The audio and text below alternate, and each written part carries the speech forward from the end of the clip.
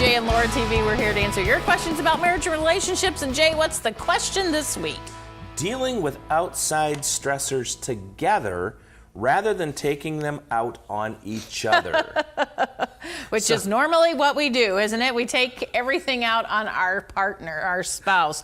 And you know what? We've just discovered that really what we have to do, because this is what happens in marriage, right? We start arguing, we have some issue, we have something that we can't agree on, and it like sits right here in between us.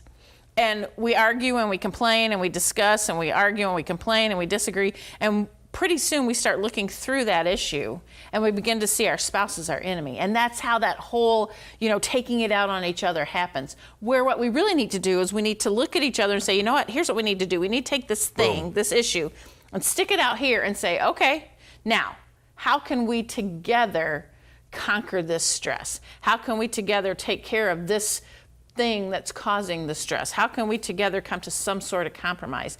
And it takes communication, it takes compromise, it takes discussing over and over and over again. But what the most important thing is to realize that it's something outside that's causing the stress. And if you can operate as a team, as one, which we talk about all the time, then you can attack it together. But if you're on separate pages, if you're not communicating, that's going to be really hard to do.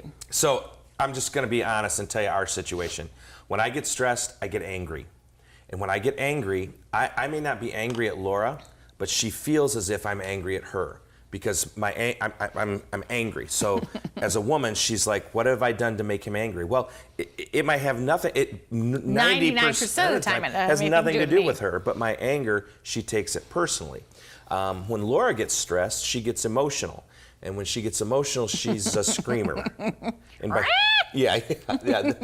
was just a small taste of what we got going there.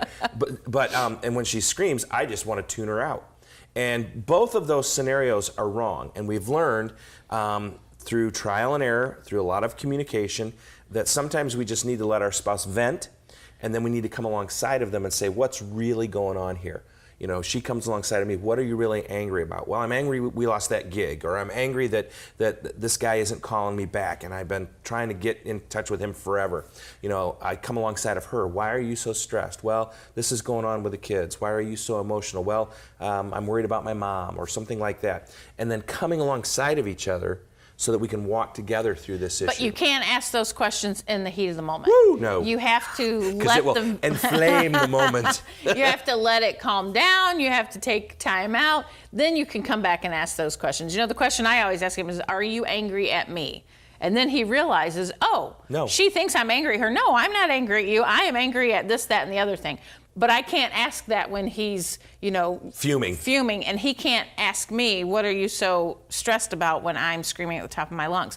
So understanding that those questions have to be asked, but they have to be asked at the appropriate time to not make the incident go more than it should.